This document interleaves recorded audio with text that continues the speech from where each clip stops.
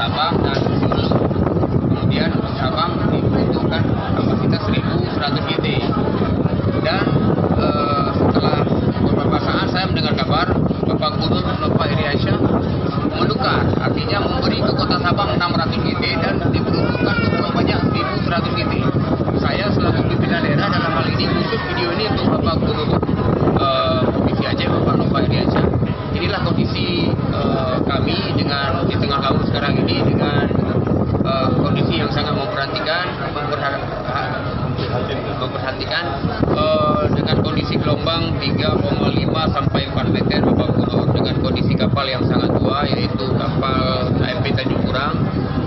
Sementara posisi kapal cepat semua tutup tidak berangkat, maka Bapak Gubernur bisa melihat sendiri kondisi kami yang terombang-ambing hampir 4 jam di tengah laut.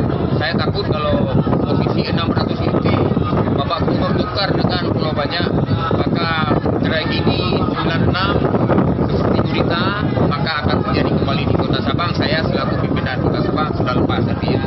Saya menginformasikan ini bahwasanya jangan ditukar, kembalikan 1.100 GT ke Kota Sabang karena posisi kapal berita dulu yang sekitar 500 GT, tidak jauh bedanya yang Bapak Gubernur kasih kepada kami 600 GT.